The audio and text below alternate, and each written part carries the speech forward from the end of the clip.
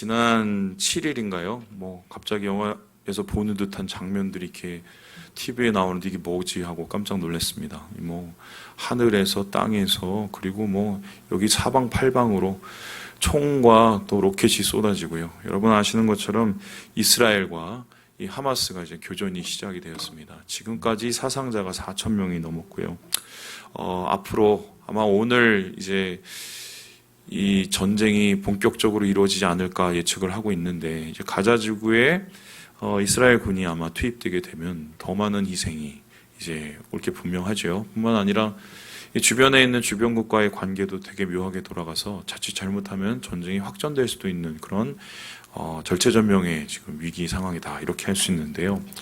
뭐 지구편 바깥쪽 반대쪽의 이야기를 우리가 이렇게 관심을 가져야 될 필요가 있을까 생각할 필요가 있는데, 중요한 건 벌써부터 이 사건을 가지고 이 교계에서 너무 많은 다른 얘기들이 나타나고 있기 때문입니다. 보시다시피 제가 어제 하루 종일 이 말씀 준비하냐고 여기저기 찾아봤는데 벌써부터 이제 제가 걱정하던 것이 이제 올라오기 시작했습니다. 이쪽에 계신 분은 저분은 정동수 씨고요. 이분은 이제 목사님이신데, 이번 이스라엘과 하마스 전쟁을 이스라엘 편을 드시는 분입니다. 그 이유가 뭐냐면, 이스라엘은 바로 하나님 나라이기 때문에 이스라엘이 이겨야 되고 그 땅은 하나님이 주신 땅이라 이스라엘이 차지해야 된다, 일방적인 편들기를 하는데, 이분의 이제 주장에 따르면 이스라엘이 회복이 돼야 주님이 오신다는 말입니다. 그런데 이것은 세대주의예요. 세대주의인데 사실 이제 교계에서는, 학계에서는 이미 이제 이단으로 판명이 났습니다. 그리고 이분 자체가 사실 킹제임스 버전만 정경으로 여기는 이단이에요. 그래서 혹시라도 이분의 주장을 들으시면 그게 아니라고 분명히 아셔야 됩니다. 두 번째로 이제 시한부 종말론이 등장하기 시작합니다. 이제 보니까 곡과 마곡의 전쟁, 이제 에스겔에서 나오는 이 전쟁을 빌어서 바로 그것이 시작되었다라고 얘기를 합니다. 이 사람의 주장에 따르면은 이란, 러시아가 이 전쟁에 같이 끼어들게 될 것이고, 바로 이 곡과 마곡의 전쟁은 미국과 이스라엘이 합치고 그리고 반대편이 합쳐서 싸우게 될 것이다, 뭐 이렇게 얘기했는데, 그래서 주님이 결국 이 세상의 끝이 온다는 이야기지요. 이건 역시 세대주의 시한부 종말론인데요. 이것이 끝이 될지 안 끝이 될지 잘 모릅니다. 항상 전쟁 시작할 때마다 그때 예수님 오신다고 그랬고, 100년 넘어갈 때마다 예수님 오신다고 그랬는데 여지껏 아직 안 오시고 계시잖아요. 그래서 이것을 가지고 자칫 세상이 끝날 것처럼 생각하는 것도 이제 문제인 거죠. 이와 이제 반대편 분들이 있습니다. 이 한교협이라고요. NCCK인데요. 이분은 이제 진보적인 성향을 가지신 목사님들인데, 이분이 이번에 성명서를 발표를 했는데, 이 팔레스타인, 특별히 가자 지구에 대한 전쟁을 그쳐라. 그리고 잘 들어보면 좀 이스라엘 편이 아니라 팔레스타인 편이에요. 그 이유가 뭐냐면, 이스라엘 사람들이 팔레스타인 가자 지구에 좀 이렇게 못된 일을 했거든요. 이게 자업자득하는 셈이 분명히 있고, 그래서 이 평화가 구축돼야 된다라고 얘기를 합니다. 그리고 얼마 전에는 이분들 세미나까지 했었는데, 이 팔레스타인 목회자를 불러다가 소위 말해서 그곳에 지금 인권적 탄압 상황을 얘기하면서 어떻게 우리가 이 일을 도와줘야 될지 반대편에 계신 분이에요. 이분들의 접근은 이제 인권이죠. 사람 다치면 안 되고 예수 믿는 사람 그거 하면 안 된다는 건데, 이 주장도 맞긴 하지만 성경성에서 분명히 가지고 있는 이스라엘의 의미가 있거든요. 그래서 사실 다 문제가 있어요. 다 완전치가 않아요. 그리고 다 우리가 받아들이기엔 부족한 것이 있습니다. 그러면 이 문제를 우리가 어떻게 바라봐야 될까? 먼저 왜 여기는 맨날 싸우냐?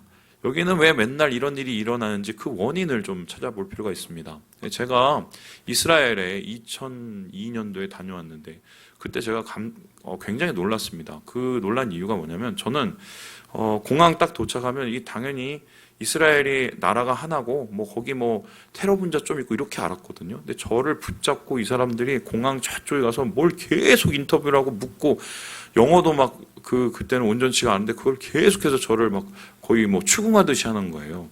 그러고 나서 그거 통과한 다음에 갔더니 놀란 게, 이스라엘이 한 나라가 아니더라고요. 다음에서 보시는 것이 이 그림을 보시면요, 이스라엘은 저기 하얀 부분은 지금 유대인이 사는 데고, 저기 그 주황색 같은 저 부분이 있는, 살색 있는 부분은 팔레스타인이 살고 있습니다.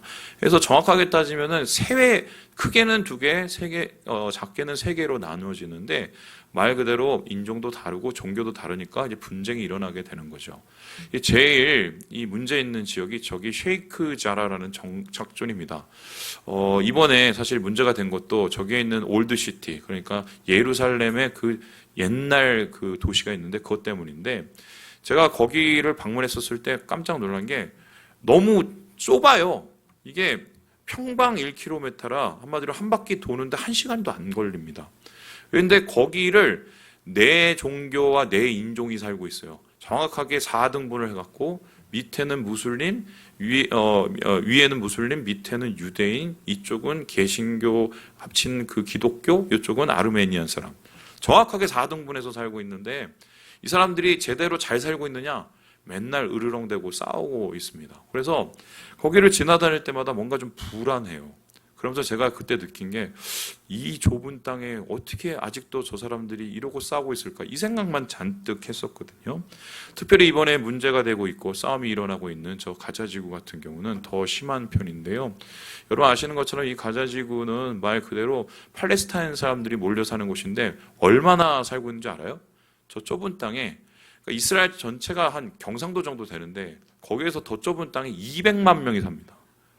그러니까 거의 소위 말해서 이게 쪽방촌을 방불 하는데, 이 쪽방촌을 방불하는 여기서 그치는 것이 아니라 계속적으로 이 팔레스타인 사람을 감시하고 팔레스타인 사람을 폐쇄시키기 위해서 이스라엘 사람들이 거기 군대를 세워갖고 철저하게 그것을 보호한다는 의미로 감시를 하고 있어요.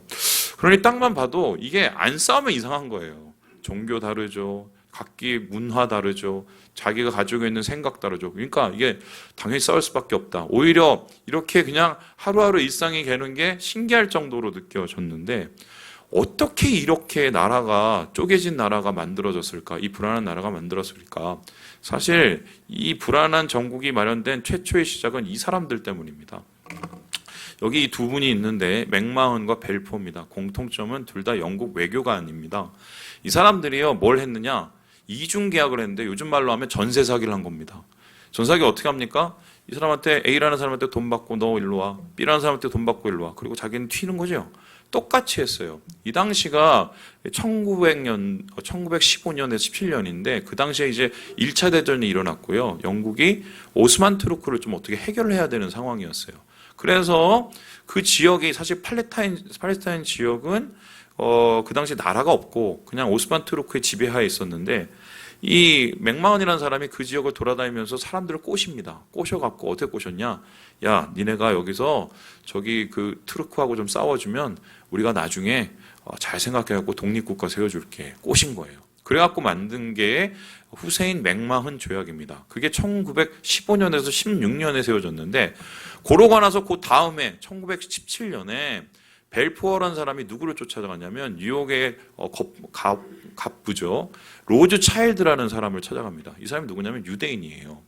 근데 그 당시에 유대인들의 소원이 있었는데 뭐냐면은 이 이스라엘에 다시 돌아가서 나라를 세우는 거였습니다. 왜냐하면은 유럽의 전국 곳곳에 흩어져 있는데 너무 이 사람들이 텃세가 심해서 더 이상 살기가 어려웠던 거예요. 그래서 그들이 야, 시온으로 돌아가자. 우리 예루살렘으로 돌아가자. 이런 열망이 차서 그것이 하나의 집약이 된 사상이 됐는데 그게 시온주의예요. 근데 그 시온주의 사상을 가지고 있었던 사람이 바로 로즈 차일드인데 돈이 많았던 겁니다. 그러니까 이 벨포어라는 사람이 가서 야, 이번에 우리 전쟁하는데 돈이 부족해. 돈 좀 줘. 그러면 내가 니네 나라 세워줄게. 전세 사기를 친 거예요. 그리고 나서 이 전쟁이 끝났습니다. 두 번의 전쟁 끝에 승리가 됐죠. 그리고 나서는 이제 요구를 하기 시작해요. 야, 돈 줬는데 왜 안 세워줘? 우리가 싸워줬는데 왜 안 세워줘? 그러면 영국 사람들이 어떻게 했냐? 그냥 나는 모르겠다고 빠져버렸습니다.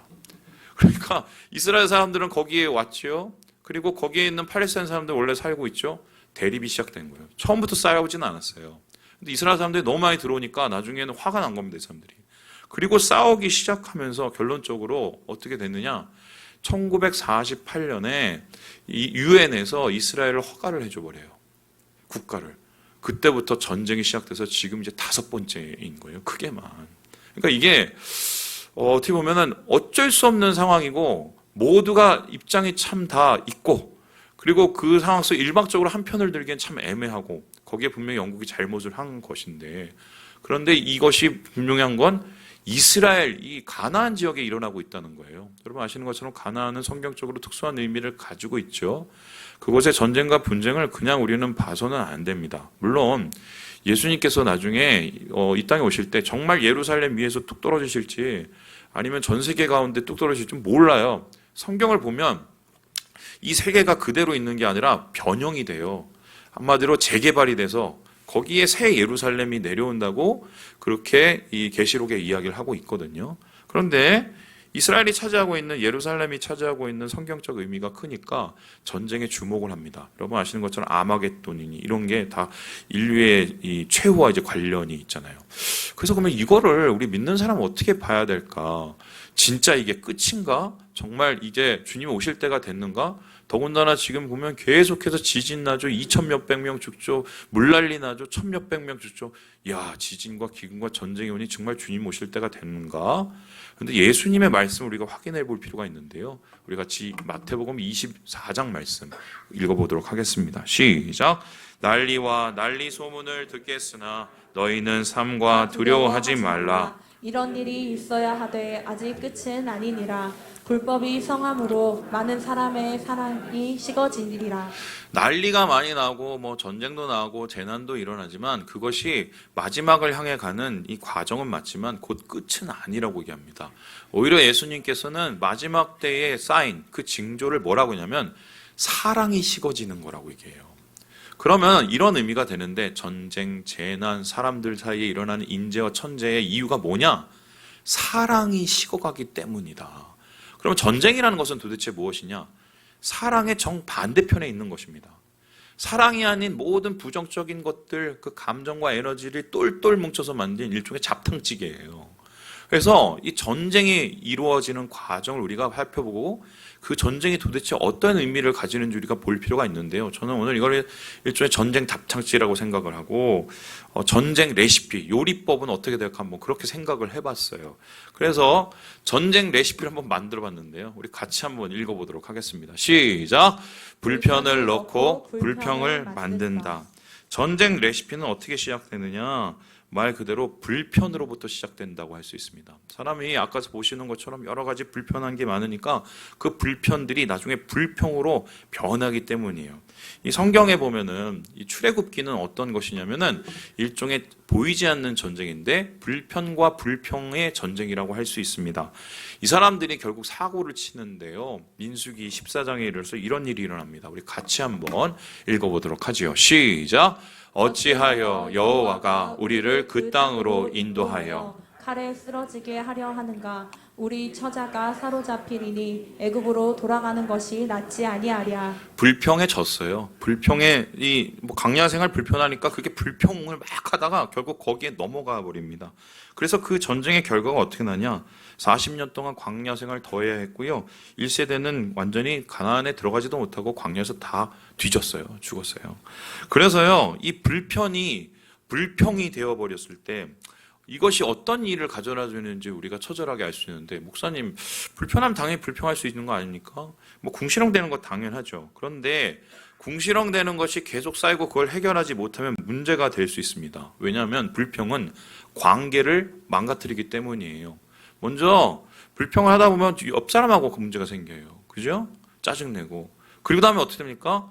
뭔가 불평을 할 더 큰 대상을 찾거든요. 그러면서 지도자하고 문제가 생겨요. 나중에 어떻게 됩니까? 그게 하나님을 향합니다. 그래서 이 불평이 이스라엘은 모세를 향해서 하나님을 향해서 향했을 때 결국 어떻게 됩니까? 심판을 받게 됩니다. 지금 이 가자지구, 이 팔레스타인도 거의 비슷한 상황인데 팔레스타인 지구에 가면 저렇게 6m 넘는 장벽이 있어요. 제가 갔을 때는 스마트 장벽은 없었고요. 그냥 콘크리트였는데 왜 저걸 창살로 바꿨을까 궁금했는데 저게요. 6m 장벽으로 1조 3천억 원이 들었대요. 그래서 1년 6개월 동안 공사를 했는데 이유가 뭐냐면 저기에 못 오게 하려고 고압 전류가 흐른답니다. 심지어 땅 밑에 3m를 집어넣어서 땅굴도 못하게 만든 게 저거래요. 저 일을 했어요. 그러니까 이 사람들이 어떡합니까? 팔레스타인 사람들이 여기 완전히 고립이 돼서 땅굴을 통해서 물자 제공을 받고 불편한 삶을 살죠. 저 주위를 보세요. 지금 저게 채워져 있잖아요. 그래서 이런 속에서 불편하니까 불평이 생기고 불평이 생기니까 어떻게 부정적인 애들이 뭉쳐집니다. 그게 전쟁의 씨앗이 되는 거죠. 반대로 그러면 유대인들은 어떨까? 유대인들이 원하는 진정한 이 목표는 회복은 뭐냐면 예루살렘의 회복이에요.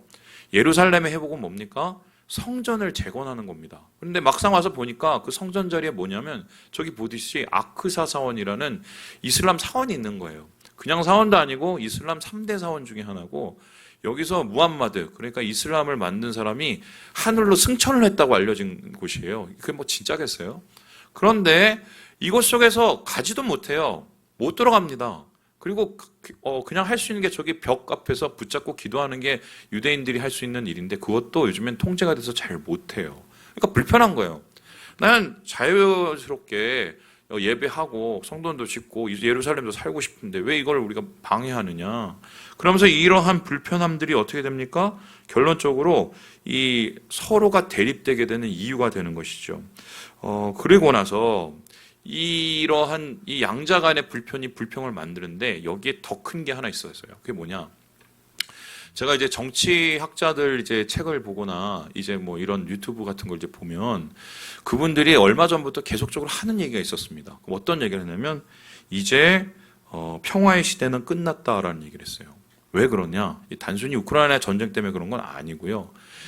이 세상 모든 사람이 함께 겪었던 불편이 있습니다. 그게 뭔지 아세요? 여러분? 코로나입니다. 코로나 속에 3년을 갇혀 있으면서 일상이 무너지고 경제도 무너지고 사회도 무너지고 심지어 우리 교회도 타격이 있었어요. 그런데 이 불편함을 이긴 이유는 우리가 뭡니까? 살아남기 위해서 그런 거거든요. 근데 당장 불편하면 어떻습니까? 불평을 하기 시작합니다. 그 불평함이 모이면 부정적인 에너지가 쌓이기 시작을 하죠. 감당할 수 없을 정도로 집약된 상황이 되었다고 해서 그분들 의견에 따르면 어디라도 분명히 터질 것이다 라고 얘기를 했는데 지금 그게 우크라이나에 터지고 어디에 터졌어요? 지금 이스라엘에 터지고 있다는 것입니다. 그래서 이 불편을 어떻게 해결하느냐, 불평을 어떻게 우리가 해결하느냐가 이 전쟁의 문제가 될 수 있다는 겁니다. 두 번째 이렇게 불평이 만들어지면 그 다음에 뭘 할까요? 우리 두 번째 같이 한번 읽어볼까요? 시작! 불평을 끓여 혐오를 조린다. 우리 다음도 읽어보죠. 시작! 혐오를 튀겨 대립과 섞는다. 저 줄 잘 맞춰주세요. 불평을 해소하는 방법은 제일 좋은 방법은 불평할 대상을 만드는 겁니다. 특별히 제가 지난주에 한 예능 방송을 봤는데 어떤 안무가가 나왔어요. 안무가가 나와서 열심히 활동하다가 애를 낳은 겁니다. 육아 독박을 했는지 모르겠지만 그때 미칠 것 같았대요. 그런데 어떻게 안 미치고 살았느냐를 물어봤더니 그 대답이 정말 우습더라고요. 자기하고 비슷하게 애 키우는 사람들끼리 모아서 그렇게 누군가를 씹어댔답니다. 누굴 씹었을까요? 남편. 그러니까 이분은 어떻게 불평을 이겨내느냐? 남편에 대해서 혐오를 하면서 자기의 모든 것을 쏟아내놓은 거예요. 그렇게 감정적으로 해소될 수 있겠지만 문제는 그 다음이죠. 혐오는요 가장 매력적인 전쟁 에너지이기 때문입니다. 왜 그렇습니까? 불편한 거, 불평하는 거 그리고 분노가 똘똘 뭉쳐져서 한 곳으로 집약이 돼서 이게 터지면 발화가 되기 때문이에요. 지금 그렇게 발화가 된 혐오는요 결국 이게 커지게 되고요. 뭉쳐 커지면 빵 터지고 이제 대립이 시작이 됩니다. 그래서 이 혐오는 대립을 야기하게 되는데 이제부터 전쟁이 시작된 거나 마찬가지죠. 이 성경에 가장 충격적인 전쟁의 이야기가 있습니다. 바로 사사기 마지막 장에 나오는 이스라엘 간의 전쟁, 이 민족 간의 전쟁이었어요. 이 내전으로 베냐민 지파가 완전히 몰살을 당했는데요. 어느 정도까지 끔찍했냐면 자기들이 베냐민 지파를 다 죽여놓고 야, 이게 우리가 한 일이야 하고 스스로를 막 자책할 정도였습니다.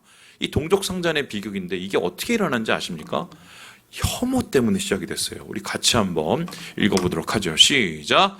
내가 내 첩의 시체를 거두어 쪼개서 이스라엘 기업의 온 땅에 보냈나니 이는 그들이 이스라엘 중에서 음행과 망령된 일을 행하였기 때문이라. 혐오를 조장하는 사람이 있었습니다. 이 사람이 레이 사람이었는데 베냐민 지역을 가다가 깡패를 만났어요.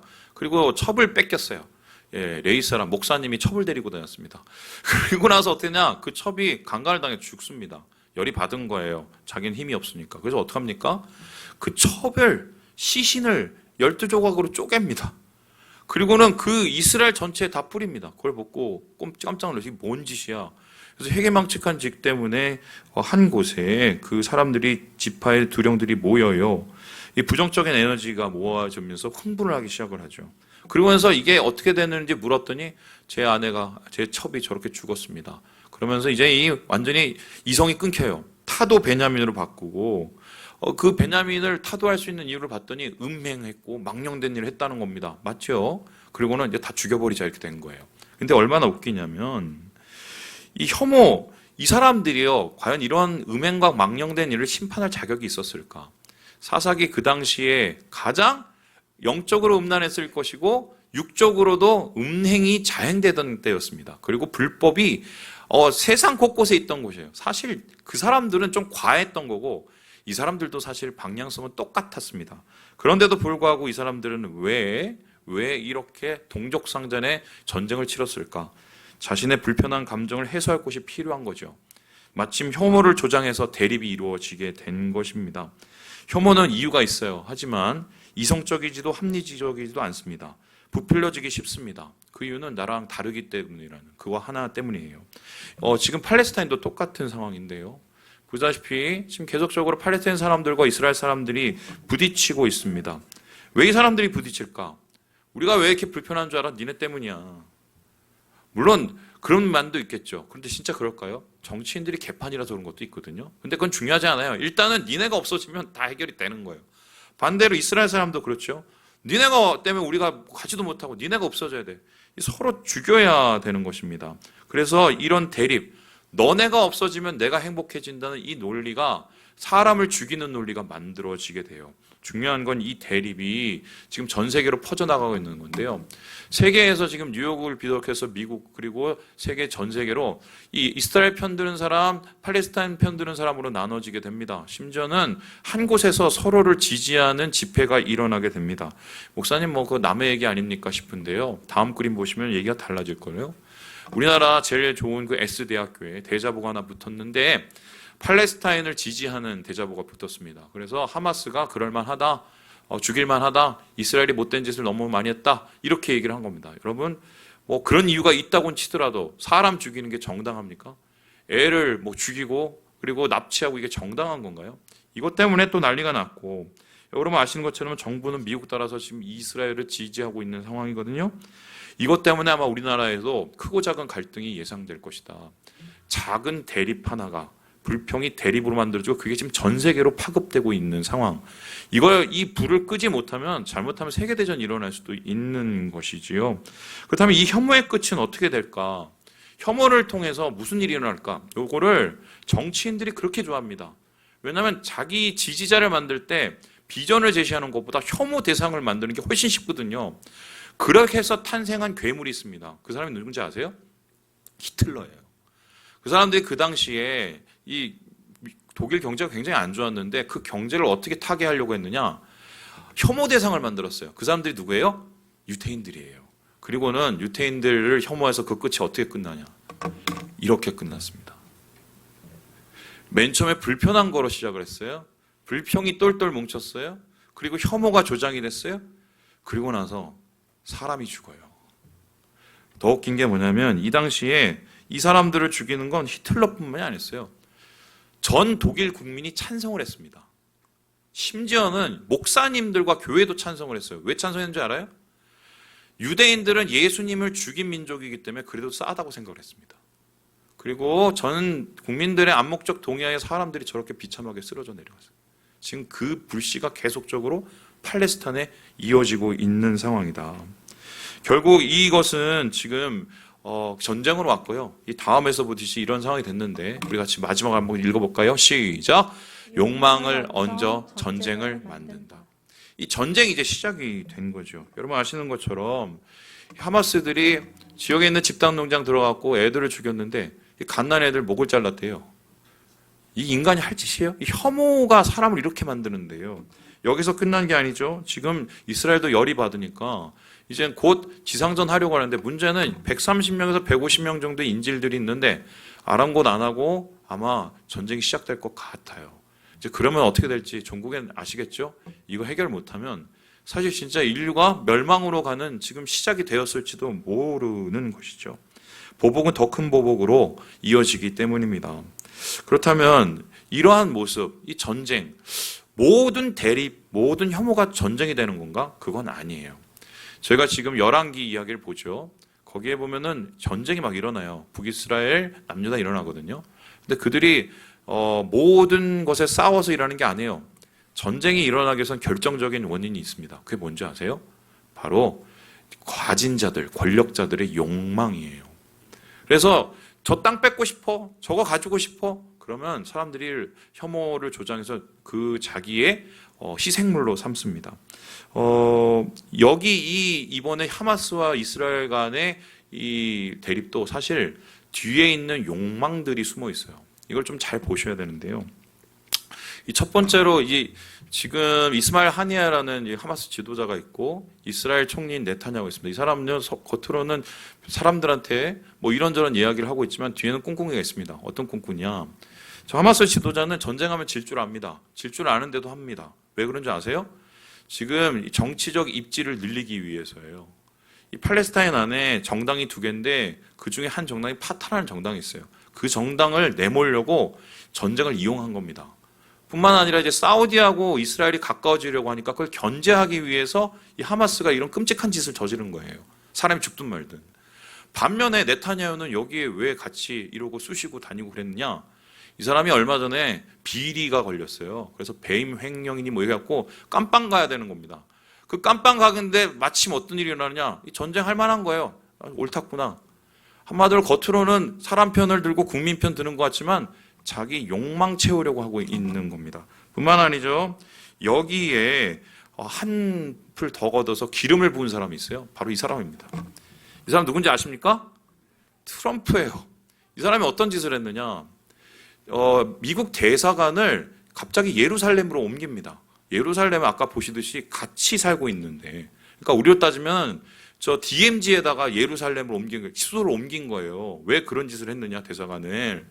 이유는 한 가지인데, 당시에 정치를 하고 대선을 하는데 돈이 필요했어요. 저 미국에서 돈 제일 많이 갖고 있는 사람들이 누굽니까? 유대인들이에요. 그래서 유대인들이 좋아하는 건 뭐냐? 예루살렘 회복입니다. 그래서 유대인들 표를 얻고 지지를 얻기 위해서 이 짓을 해요. 그리고 통곡에 보여가고 저렇게 합니다. 난리가 났어요.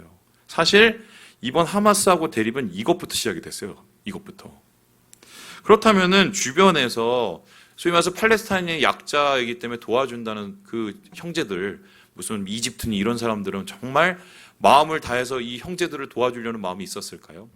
여러분, 1차 전쟁부터 5차 전쟁까지 이어지는데 흥미로운 건 1차 중동 정쟁입니다. 그때 이스라엘이 1947년 8년에 국가 선포하고 나서 이 소위 말해서 팔레스타인 도와준다고 이집트에서 오고 시리아에서 오고 레바논에서 오고 요르단에서 왔습니다. 전쟁을 했는데 이스라엘한테 깨져요. 그러면 어떻게 됐느냐? 이게 정말 웃긴데요. 보세요. 저기에서 보는 것처럼 원래는 한 이스라엘이 가졌던 영토가 한 50% 60%밖에 안 됐는데 뺏겨갖고 한 70%가 넘어갑니다. 근데 나머지 지금 30% 남았잖아요. 그 땅은 그러면 팔레스타인 사람한테 돌려줘야 되죠? 아니에요. 누가 가져갔냐? 동쪽은 이집트가 뺏어가고 예, 저 서쪽은 요르단에서 뺏어갑니다. 얘네들은 한마디로 무슨 의리고 뭐고 없어요. 그냥 욕망을 채우기 위해서 전쟁에 참여한 거거든요. 그러니까 욕망은 항상 사람들을 자극시켜요. 그리고 자기 뒤에 쏙 빠집니다. 그리고는 나라를 엉망진창으로 만듭니다. 이게 지금 일어나고 있는 일이다. 자, 그렇다면은 이러한 전국에서 우리는 어떤 믿는 사람으로서의 모습을 보여야 되는가? 여기에 대해서 주님께서 오늘 말씀에 분명한 입장을 밝히고 계세요. 우리 함께 18절의 말씀을 같이 한번 읽어보도록 하겠습니다. 시작! 모든 것이 하나님께로서 났으며 그가 그리스도로 말미암아 우리를 자기와 화목하게 하시고 또 우리에게 화목하게 하는 직분을 주셨으니. 하나님께서 왜 우리를 구원하셨을까? 하나님께서 우리를 구원해서 천국으로 이끄시는 것이 목적이지만 이 땅 가운데 하나님 나라를 만들기 위해서 우리를 불러주신 겁니다. 그러면 이 땅 가운데 우리를 하나님 나라 만들기 위해서 주님이 하신 일이 뭐냐? 우리에게 한 가지 자리를 주셨어요. 그 자리가 뭡니까? 바로 화목해 하는 그 직분을 주셨다고 얘기합니다. 특별히 여기서 화목하게 하다는 이 단어를 주의 깊게 볼 필요가 있습니다. 이 카탈라소인데요.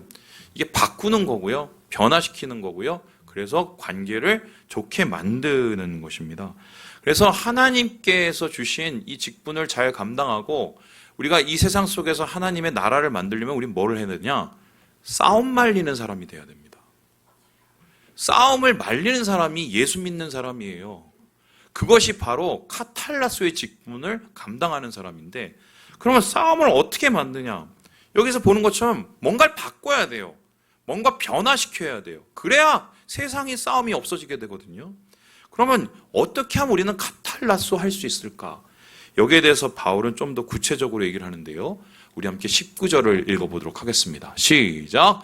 곧 하나님께서 그리스도 안에 계시사 세상을 자기와 화목하게 하시며 그들의 죄를 그들에게 돌리지 아니하시고 화목하게 하는 말씀을 우리에게 부탁하셨느니라. 화목하게 하는 말씀을 우리에게 부탁하셨다. 그런데 여기서 화목하게 하는 말씀이라고 하면 좀 어렵죠? 요거를 공동 번역으로 읽어보면 좀 더 구체적이는데요. 이 뒤를 보세요. 그리고 그 뭐를 맡겼다고 합니까? 화해의 이치. 여기서 말하는 이치는 로고스고요. 방법을 뜻해요. 그러니까 우리가 세상을 어떻게 화목하게 만드냐? 어떻게 싸움을 만드냐? 예수님 방법으로, 예수님의 로고스 방법으로 세상을 고쳐야 된다는 것입니다. 그렇다면 예수님은 어떻게 세상에게 싸움을 말리러 오셨을까? 하나님과 인간 사이의 싸움, 인간과 인간 사이의 싸움을 주님께서 말리러 오셨잖아요. 그 말리러 오신 예수님의 화해의 이치, 그 로고스는 뭘까? 에베소에 그 이치를 설명을 하고 있어요. 우리 같이 한번 읽어보도록 하겠습니다. 시작! 그는 우리의 화평이신지라 둘로 하나를 만드사 원수된 것 곧 중간에 막힌 담을 자기 육체로 허시고 또 십자가로 이 둘을 한 몸으로 하나님과 화목하게 하려 하심이라. 뭐로 화목하게 했어요? 십자가. 그러니까 우리가 싸움을 말리려면 십자가의 방법을 알면 됩니다. 예수님께서 십자가에서 어떻게 싸움을 말리셨는지, 하나님과 인간 사이에, 인간과 인간 사이의 싸움을 어떻게 말리셨는지를 보면 압니다. 그러면 예수님은 도대체 십자가에서 어떻게 싸움을 말리셨을까? 요약을 하면은 세 가지예요. 우리 같이 한번 읽어볼까요? 시작! 불평을 기도로 바꿔라. 궁시렁궁시렁대고 남편 욕하면서 누구 욕하면서 혐오를 쌓는 게 아니라 그 불평을 누구한테 해야 돼요? 하나님 앞에 올려드려요. 요즘에 왜 기도가 잘 안 되는 줄 압니까? 옆 사람 다한테 다 얘기하고 전화하고 하고 나면 하나님한테 할 말이 없어요. 뭐 할 수가 있겠어요. 또 뿐만 아니죠. 왜 큐티는 못합니까? 유튜브 보고 뭐 보고 하면은 이미 다 봤어. 여러분, 그러니까 영성생활이 안 되는 거예요. 이찬수 목사님 그러시더라고요. 영성생활 회복하는 방법 제가 한 가지 가르쳐드릴게요 하면서 그런 얘기 하시던데, 아침에 일어나서 10분만 기도를 해보세요. 이렇게 얘기하시던데요. 할렐루야. 불평은 기도로 해결을 해야 돼요. 사람마다 스트레스 그릇이 요만한 사람이 있습니다. 이만한 사람이 있습니다. 결국은 근데 다 차요. 그럼 어떻게 해요, 이거? 덜어내야죠. 사람한테 덜어내면 관계를 파괴하지만 하나님 앞에 올려드리면 주님이 응답하십니다. 그래서 불평은 뭘로 바꿔야 된다고요? 기도로 바꿔야 이 나쁜 에너지들이 안 쌓여요. 우리 두 번째 같이 한번 읽어볼까요? 시작! 혐오를 긍휼로 바꿔라. 누군가가 정말 믿거든요. 저것만 없어지면 내가 행복할 것 같거든요. 제가 그런 분들 여러 봤어요. 저 인간만 사라지면 내가 행복해. 특별히 그 남편, 아내, 내가 저 인간만 사라지면, 아니면 저 자식만 사라지면, 예, 나중에 돌아가시니까 되게 초라해지시던데요. 그나마 싸움하신 것도 안 하시던데요. 알고 보면 그 사람의 인생이 그렇게 바뀐 건 물론 그 인간 때문이기도 하겠지만 또 다른 이유, 그리고 나에게도 있어요. 그래서 혐오의 감정이 나를, 이성을 마비시키고 신앙을 마비시킬 때는 어떻게 되냐? 그 사람의 좀 실체를 봐야 됩니다. 여러분 잘 보세요. 나랑 비슷한 점이 있어요. 그리고 잘 뜯어보세요. 그래도 이뻐할 만한 부분이 있다니까요. 무비보셋 얘기 아시죠? 사울의 손자이자 요나단의 손자였습니다. 다윗이 본 거는 무비보셋의 얼굴에서 요나단을 봤습니까? 사울을 봤습니까? 요나단 봤어요. 안 죽였어요. 잘해줬어요. 그리고 나서 어떻게 됩니까? 나중에 베냐민 지파가 유다 지파를 꼭 따라다녀요. 여러분, 예수님께서 십자가에서 어떻게 했습니까? 다 달려서 힘들어 죽겠는데 이 자식들 욕 안 했어요. 기도했어요. 그리고 어떻게 하셨어요? 자기를 죽이고 창을 찌르는 자들, 주님 몰라서 저래요. 몰라서. 국률한 눈으로 바라보셨단 말이죠. 마지막으로 십자가는 어떻게 싸움을 말리게 될까? 우리 같이 한번 읽어보도록 하겠습니다. 시작! 욕망을 소망으로 바꿔라. 이 욕망의 문제를 해결해야 되는데, 욕망은 자기 자신의 이익을 극대화시키는 거지만 소망은 하나님의 이익을 극대화시키는 겁니다. 그 하나님의 이익은 뭐냐? 하나님 나라라고 하는데요. 여러분, 그러면 하나님께서 우리에게 주시는 그 소망의 비전, 이거 품으면 욕망이 없어진대요. 그 소망의 비전은 무엇일까요? 다음 그림 보시면 거의 다 됐어요. 여러분, 이게 뭔지 아십니까? 저기 소 새끼도 나오고 사자 새끼도 나오고 애도 뛰어다니고 뱀 새끼 보입니까? 뱀 새끼? 예, 저기 있어요. 저 보시면 이사야서 11장 이야기입니다. 이사야 11장 아시죠? 이리가 어린 양하고 함께 지내고 표범이 어린 염소하고 눕고 송아지 어린 사자 같이 있고 애들이 끌리고 그리고 사자가 소처럼 풀을 뜯어먹고 젖먹는 애가 독사구레에 손을 집어넣고 그런데도 아무 일이 없습니다. 왜요? 평화가 이루어졌기 때문이에요. 주님의 소망의 나라는, 하나님 나라는 싸움이 그치는 나라예요. 주님이 계셔서 주님의 사랑이 임할 때 모든 우리를 해치는 그 비이성적인 혐오가 그치는 나라가 하나님의 나라입니다. 말세는 사랑이 없어져서 그래요. 그러니까 혐오만 가득하죠. 그러면 그 말세를 우리 어떻게 살아야 될 거냐? 짐 싸들고 두려워해서 벌벌벌 떨 거냐? 사랑해야 돼요. 주님 나라를 바라보면서. 그래서 이 주님 나라를 바라보는 이 그날의 비전이 있어야 되는데 성경은 그날의 비전을 이렇게 설명을 하고 있어요. 우리 같이 한번 마지막으로 아니에요. 말씀을 이게 어떻게 된 거죠? 네, 읽어보도록 하겠습니다. 같이 읽어보겠습니다. 시작. 그날에 이새의 뿌리에서 한 싹이 나서 만민의 기치를 설 것이요 열방이 그에게로 돌아오리니 그가 거한 곳이 영화로우리라. 예수님이 이 땅 가운데 오신 것처럼 누군가 예수의 대리자가 되고 예수의 통로가 되고 예수의 제자가 되어서 만민의 중심에 섭니다. 무엇을 선포하나요? 사랑의 평화의 메시지, 그리고 그를 통해서 그날에 하나님 나라가 이루어지는 그 소망, 욕망이 아니라 소망으로 사는 거죠. 믿는 사람은. 말씀을 마칩니다. 오늘 좀 길었죠. 우리 사랑하는 여러분, 전쟁은 앞으로도 계속될 겁니다. 그리고 우리에도 끊임없는 싸움이 이어질 거예요. 교회만큼 싸움 많은 데가 어디 있어요? 그런데 기억하세요. 예수 믿는 사람은 싸움 말리는 사람입니다. 그날의 소망을 가지고 평화의 나라를 만들어 가시면서 주님 안에서 사명을 잘 감당하시는 우리 3일 가족 되시길 주님의 이름으로 축원합니다. 기도하겠습니다.